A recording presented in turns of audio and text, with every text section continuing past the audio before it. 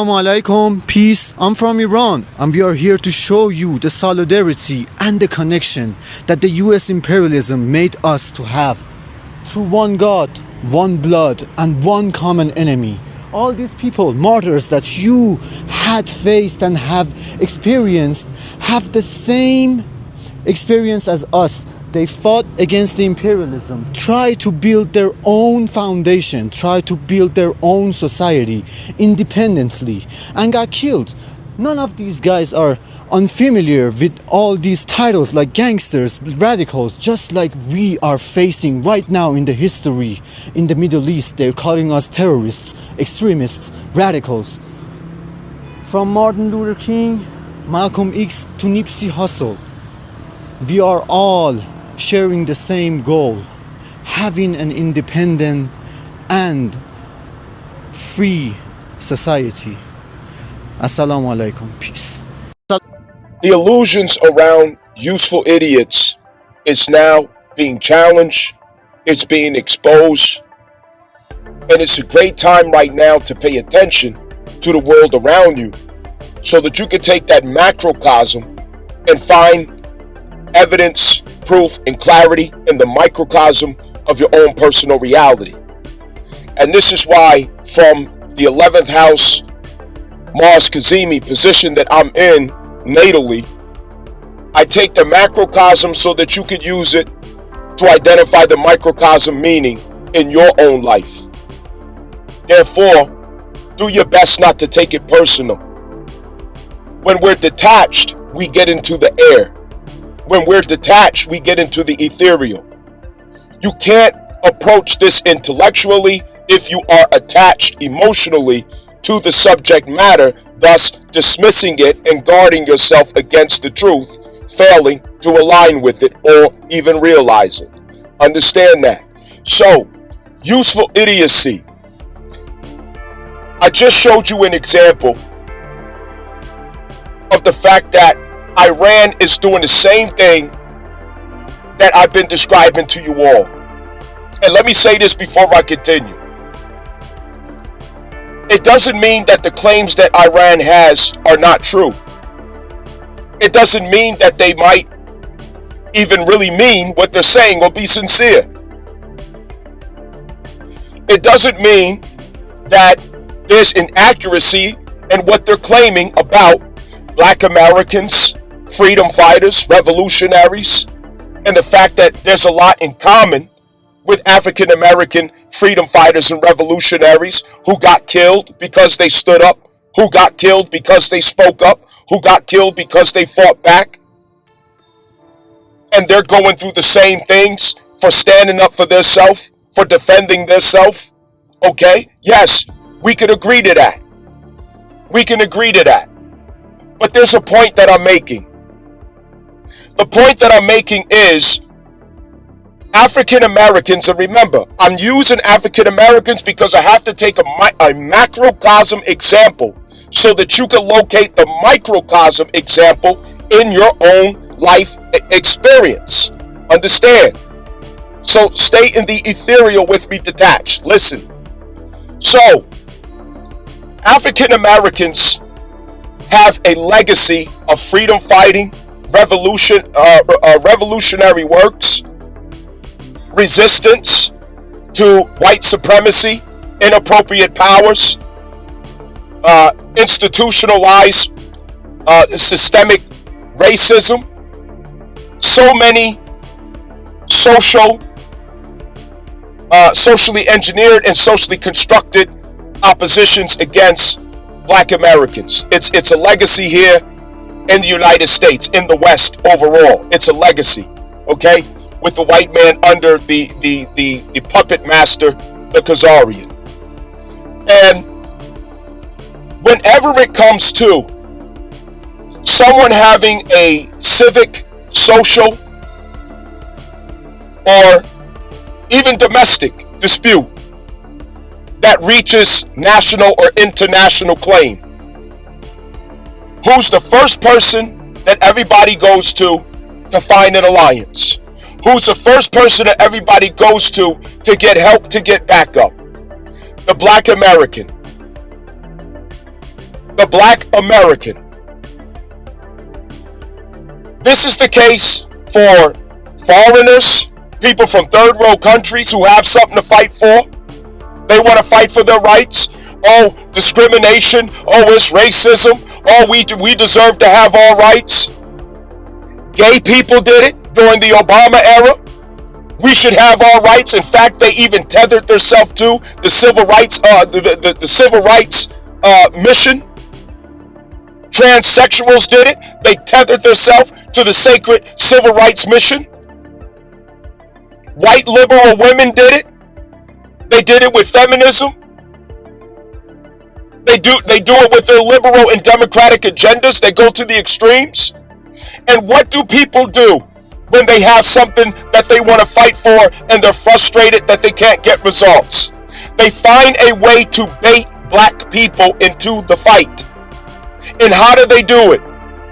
They lure black people in through flattery or sensitivity of their legacy of pains and traumas under systemic racism and white supremacy.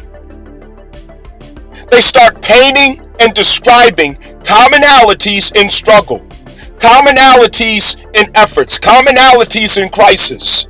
Oh, look at me. I'm going through the same thing you're going through, black people. Oh, black Americans, yeah, I understand what you, oh, it must have been terrible what you suffered. We're going through the same thing. Oh, look at us. Oh, this must be what it was like to be black in America. Oh man, yeah, this is oppressive. This is racist. So everybody starts crying wolf. Everybody starts comparing their crisis, comparing their woes and their sufferings to black Americans. And what do black Americans do every time? They turn into a useful idiot.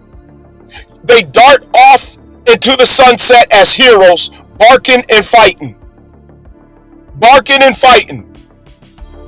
It's like a dog on a leash. We just can't contain ourselves. We just start fighting for whoever lures us into it. You put a quarter in our back and we take off fighting everybody's fight except for our own. Why were black Americans fighting for gay people? Why were black Americans fighting for transsexuals? Why were black Americans fighting for white women? For what? This pattern, it's a pattern of useful idiocy. And your pain gets used to rile you up. The pain that you have in you already, it gets provoked, it gets conjured to rile you up. And it conjures powerful spirits. And then the one who riles you up and uses you as a useful idiot, they put a rocket in your back, they point you in the direction that accomplishes their mission. And when they get where they're going, they toss you to the side. They kick you to the curb. They act like they never even knew you. Who are Latinos out here trying to make comparisons to and plead to when they first began their resistance with deportation and ICE? They started appealing to black Americans. Then they got their wake-up call that black Americans no longer were interested in participating in that. I'm pointing this out because politics, social and civic fighting, civil rights affairs, political affairs are now going to be fought a very different way. And it's no longer going to be able to include useful idiocy because Neptune is no longer in Pisces. Neptune is now in Aries, where it gets realized you were using me, where it gets realized you just wanted to flatter me to put me in position for your benefit. You just wanted to rile me up to get me to fight a common enemy. And let me be clear that there's nothing wrong with having alliances. There's nothing wrong with fighting together against a common enemy if that's what gets the job done. I get that. I totally understand that. Alliances is part of the strategy always. We get it. But the point that I'm using is when you exploit the pain, the trauma, and the legacy of pain and trauma of a person or a people for your own gain and benefit. And when you get where you're going, you shit on them. You toss them to the side. You act like you ain't never seen them. You act like you don't even know them. What are you accomplishing? What are you doing? And you might say, what does this have to do with anything that's going on in transits and astrology? This is Aries. It's inappropriate use of the power of Aries. It's inappropriate use of the shadows of Scorpio that activates the spiritual force of the spiritual warrior Aries. And that's exactly what the useful idiot is. The point of connection that roused the useful idiot up, it's their shadows. It's the shadows of them that somebody else gives acknowledgement to, which conjures those spirits of shadows to stand behind the Aries aspect of the person, the Aries conviction of the person. And they dart off into that fight. They dart off into that war, and it's not even their war. Iranians are pulling a very intelligent game. They're doing just like everybody else in this whole entire world does. Anybody in this whole globe, this whole earth, 6 sextillion tons, traveling 1,037 and a third miles per hour, 93 million miles away from the sun. Every people on this earth come for Black American people as alliances when it's time to fight for something. But so easily forgotten when it's peacetime. You talk shit about us when it's peacetime. You got every way to criticize us and talk shit about us when you don't have something to fight for. But the moment you got something to fight for, everybody is trying to appease the Black American. And this is no different with Iran. Iran is in a terrible predicament. It does have a lot of similarities to all other people who were oppressed by the same enemy, the white man under the tutelage of the Khazarian. The whole world has the same enemy, the white man under the puppet mastery of the Khazarian. And they're witnessing the same thing. Everybody knows it. This 2025 is the year where everybody realized they have the same enemy. And it's been a legacy of the same enemy since the Spanish Inquisition, since the doctrine of discovery, since Unum Sanctum, since Manifest Destiny, since incorporation of the world. It has been the case. Iranians are over there baiting Black Americans into their fight. There's something special about the Black American because the Black American has very powerful shadows. Very powerful shadows that came from Scorpio because of the legacy of slavery. They have a depth of shadows that nobody else can match, that nobody else can conjure.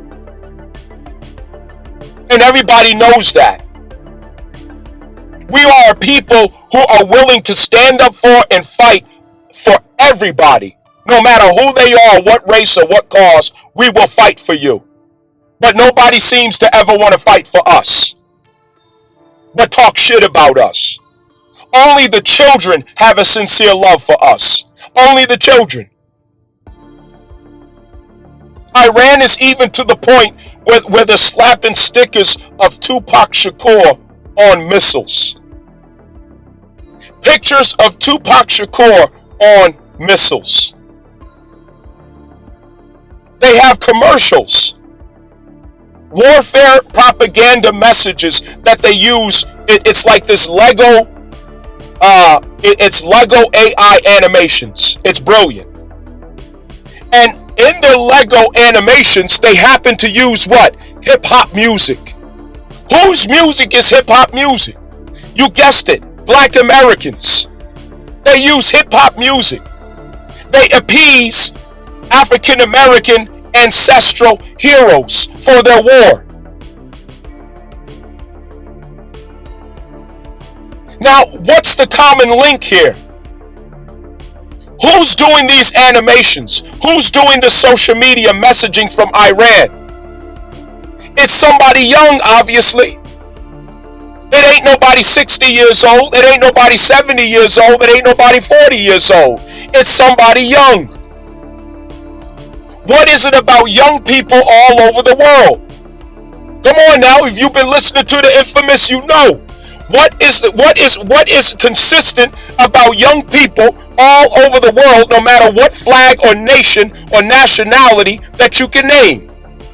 They love Black American men. They love Black American heroes.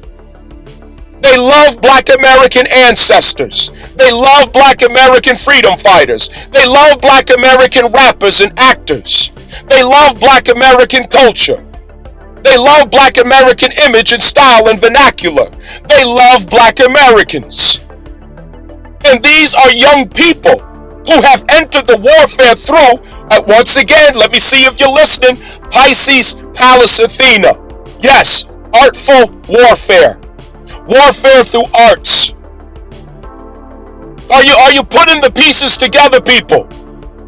Some of y'all out there got issue with a lot of the things I be saying, a lot of things I'm talking about, but you're the one who's missing the opportunity because you can't get in the detached, ethereal position of the intellectual as you listen and observe, and it gets caught up and lost in your feelings, and you lose the opportunity, people. You gotta stay with me here. I'm putting the picture together. Where else do you see Pisces, Pallas, Athena warfare? Come on, I told you about this. I gave you the heads up. What was that, 2 months ago? I told you this was going to be the case. Where else do you see it? Drewski. Okay? Drewski is a Black American comedian. He's young. A young Black American comedian, Drewski, goes to war against Erica Kirk's trend of illusions and deception. All while also exposing conservative white women. All while exposing the inauthenticity, the disingenuous nature and behavior of white conservative women. That is warfare, people.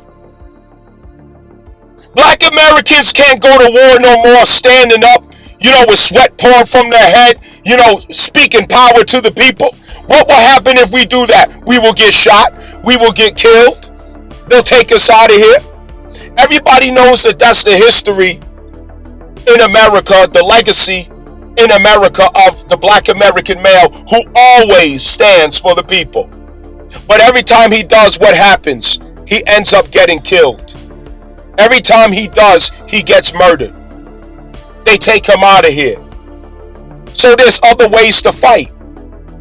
And Drewski is demonstrating that creativity knows no limitations and no bounds of how to go to war. And he's going to war. He's a Black American. He's an African, so-called African American, which I know to be indigenous native, indigenous American, who is retitled as Negro, Black, and Colored, and African American. But regardless, he's going to war. These are psyop wars. These are psychological warfares, and they're using art to combat it, to fight back against it.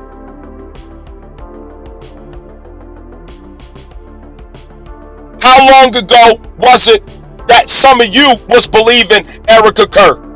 You was eating it up. You was believing it.